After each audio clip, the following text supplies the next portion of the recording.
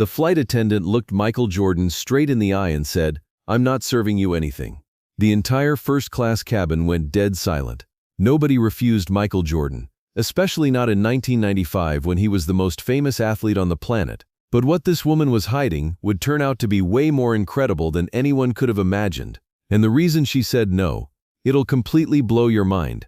This isn't just about a flight attendant being rude to a celebrity. This is about a secret so powerful that it would change Michael Jordan's entire understanding of what it means to be truly successful. And when you find out what Sarah Martinez was really doing that day, you'll never look at service, sacrifice, or success the same way again. It was a Tuesday morning, and United Airlines Flight 447 from Chicago to Charlotte was running exactly on schedule. Michael Jordan had just finished up some business meetings in the Windy City and was heading home to relax before the Bulls' next game. MJ was in his usual spot, first-class aisle seat, row 2. He'd flown this route dozens of times, and the crew always knew exactly what he wanted: a hot towel, orange juice, and then he'd usually nap until landing. Simple routine for the world's most recognizable athlete. The plane was packed, but first class was relatively quiet. A few business executives, an elderly couple celebrating their anniversary, and some lady in scrubs who looked like she'd just gotten off a really long shift. Michael barely noticed her. He was used to being the center of attention wherever he went, but today was going to be different, really different. As the plane reached cruising altitude, the seatbelt sign clicked off, and the flight attendants started their service. Michael was reading Sports Illustrated. There was an article about his comeback season when he heard footsteps approaching his row. He looked up, expecting to see the usual smile and starstruck expression he got from airline staff. Instead, he saw a woman who looked tired, really tired. Her name tag read Sarah Martinez, and she had the kind of exhaustion in her eyes that went way deeper than just working a long shift. "Good morning, Mr. Jordan," Sarah said politely. "Can I get you anything to drink?" "Yeah, orange juice would be great," Michael replied, giving her his signature smile. "And maybe some of those warm nuts if you've got 'em." Sarah stared at him for a moment. Then she said something that nobody, not Michael, not the other passengers, not even her fellow flight attendants saw coming. "I'm sorry, but I can't serve you today."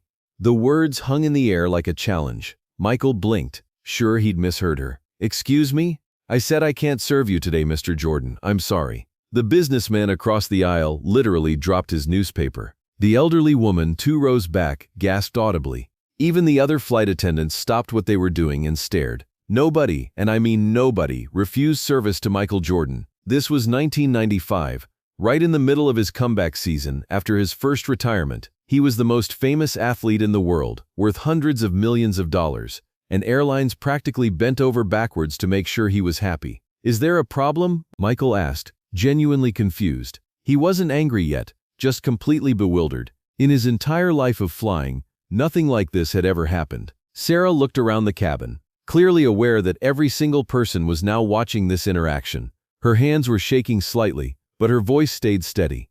"No problem, Mr. Jordan. I can't serve you today." And then she walked away. Just like that. No explanation, no apology, no "let me get my supervisor." She just moved on to the next row, like nothing had happened. Michael sat there, stunned. The businessman across the aisle leaned over and whispered, "Dude, what the hell was that about?" Michael had no idea, but he was about to find out something that would change everything he thought he knew about people, about service, and about what really matters in life. For the next hour, Michael watched Sarah work the cabin. And here's the weird part. She was absolutely perfect with every other passenger. Friendly, attentive, going above and beyond for everyone. She brought the elderly couple extra blankets without them asking. She helped a mom with a crying baby. She even upgraded someone from coach when she noticed they looked uncomfortable. But every time she passed Michael's row, she avoided eye contact completely. Michael's mind was racing. Had he done something wrong? Said something offensive? Was she some kind of Bulls hater? Maybe a Knicks fan trying to mess with his head? None of it made sense. About halfway through the flight, another flight attendant, a guy named Tom who'd served Michael on previous flights, came over with Michael's orange juice and nuts. "Sorry about that, Mr. Jordan," Tom said quietly. "Sarah's been having a rough week. Don't take it personally." "A rough week?" Michael asked.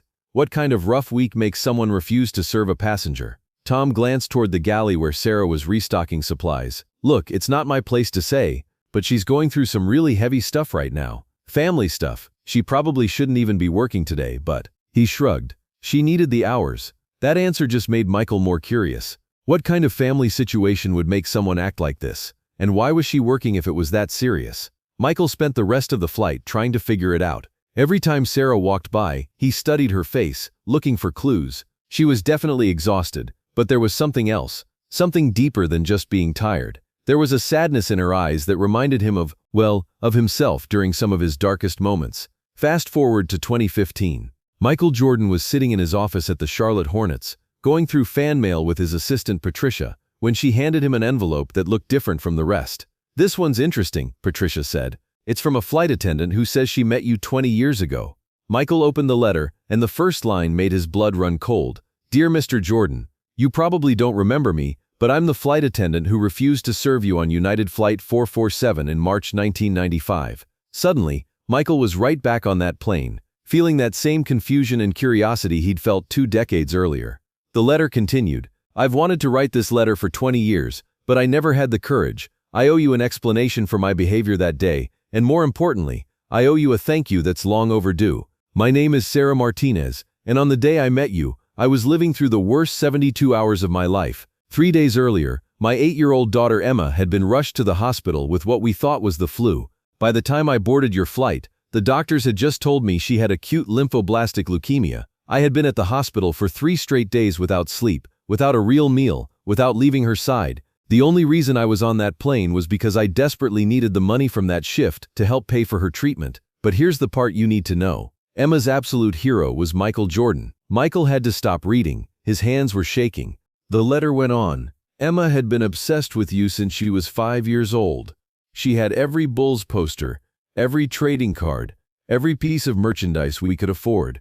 She watched every game, knew every stat, could recite your entire career history from memory. When the doctors told us about the leukemia, the first thing Emma said wasn't, 'Am I going to die?' or 'Will it hurt?' The first thing she said was, 'Will I still be able to watch Michael Jordan play basketball?' That's the kind of kid she was. Even facing cancer, she was worried about missing your games.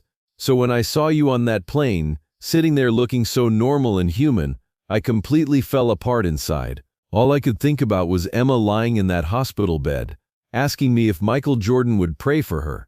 All I could think about was how much she would give anything, to meet you even for just 1 second. And there you were, 2 feet away from me, and I couldn't even speak. I wasn't refusing to serve you because I was rude or unprofessional, Mr. Jordan.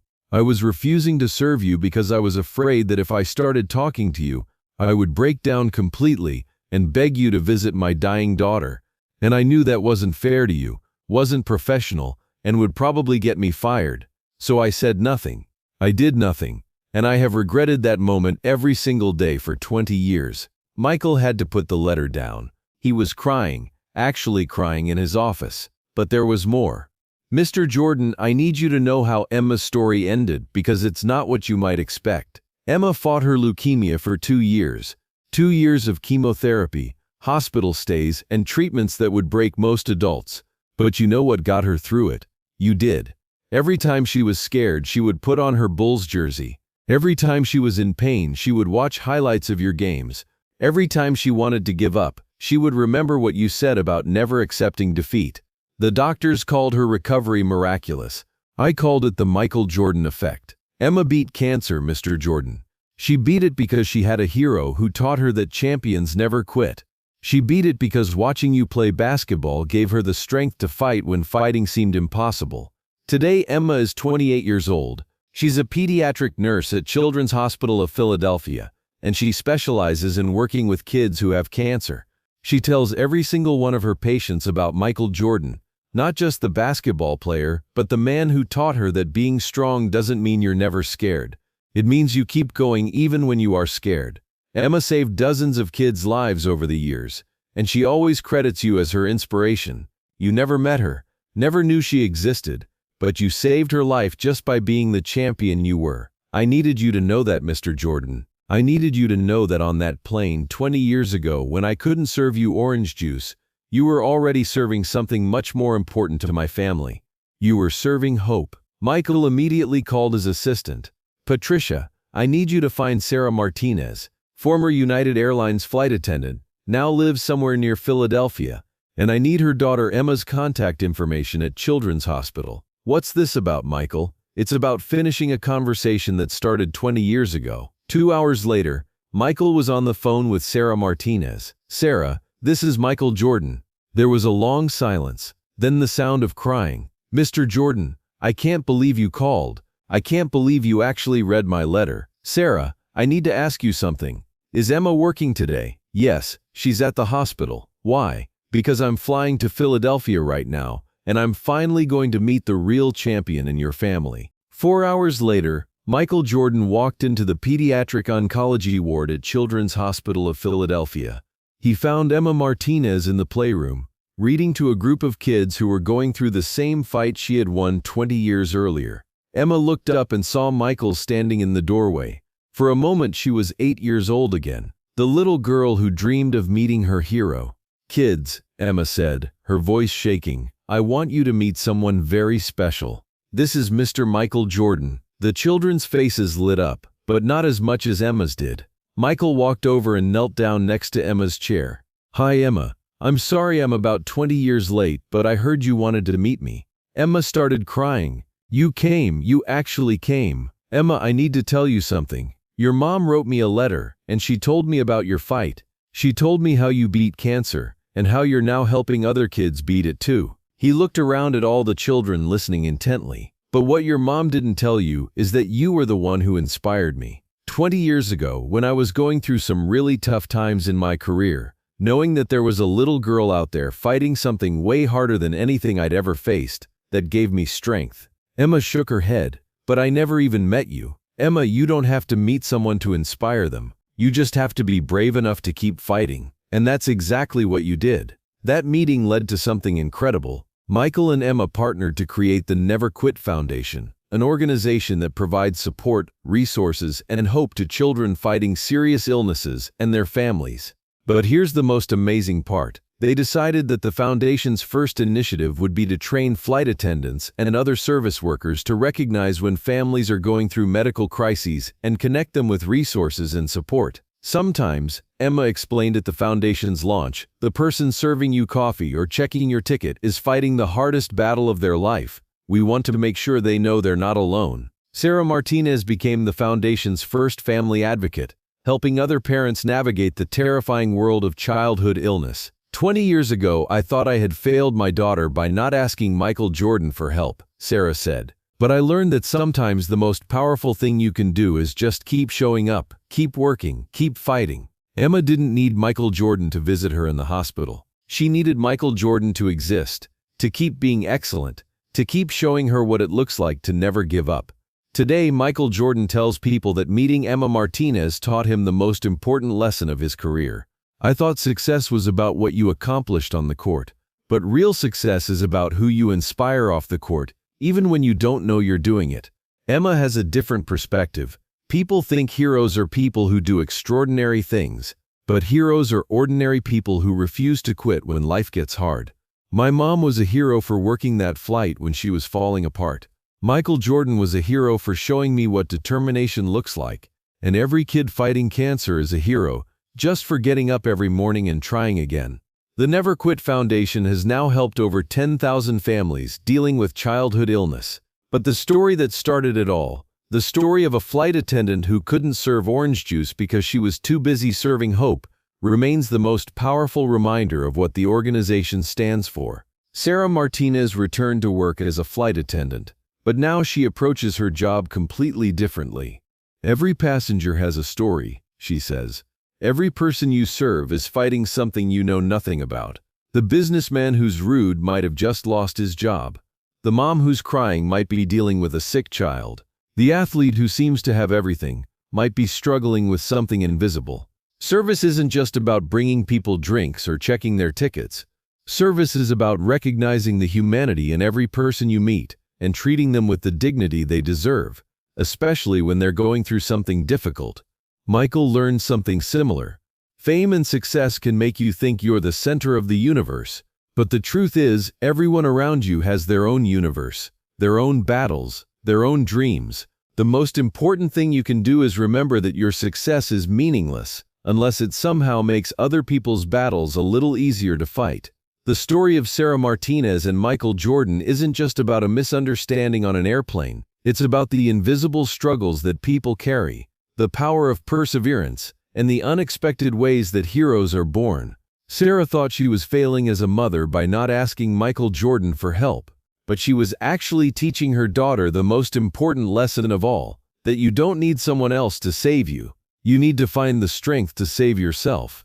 Michael thought he was just a basketball player flying home from a business meeting, but he was actually serving as a beacon of hope for a little girl fighting for her life, without even knowing it. And Emma thought she was just a sick kid who would never amount to anything, but she was actually preparing to become a healer who would save countless other children's lives. Sometimes the most powerful acts of service happen when we don't even realize we're serving. Sometimes the greatest heroes are the people who show up and do their jobs even when their world is falling apart. And sometimes the most important conversations are the ones that happen 20 years after they should have happened. Today, every United Airlines flight attendant receives training through the Never Quit Foundation about recognizing families in crisis and connecting them with resources. The program has been adopted by dozens of other airlines, hospitals, and service organizations around the world. Emma Martinez continues to work with pediatric cancer patients, and she keeps a framed photo of her meeting with Michael Jordan in her office. But next to it is another photo that she says is even more important, a picture of her mother, Sarah, in her flight attendant uniform. "My mom taught me that being a hero doesn't mean you never break down," Emma says. "It means you keep showing up even when you're broken." She couldn't serve Michael Jordan orange juice that day because she was too busy serving something way more important. She was serving her family, serving hope, and serving a future she couldn't even see yet. Michael Jordan's perspective on success has completely changed. "I used to think winning was about being better than everyone else. Now I know that winning is about using your platform to help other people become the best version of themselves." Emma and Sarah Martinez taught me that. The refusal that shocked a first-class cabin 20 years ago has become the foundation for an organization that's changing lives around the world. But more than that, it's become a reminder that everyone you meet is fighting a battle you know nothing about, and everyone deserves to be treated with kindness and dignity. Sarah Martinez never did serve Michael Jordan that orange juice, but she served him something much more valuable. She served him a lesson about what real strength looks like, what real service means, and what real heroes do when nobody's watching. If this story moves you, remember that there are Sarah Martinez everywhere. People who are struggling with invisible battles while still showing up to serve others. The next time someone seems distracted, overwhelmed, or unable to give you their best, remember Emma's fight, Sarah's sacrifice, and Michael's humility. Because sometimes the greatest gift you can give someone isn't excellent service. Sometimes the greatest gift you can give someone is understanding that they're doing the best they can with what they've got. And sometimes the person who refuses to serve you ends up serving you the most important lesson of your life.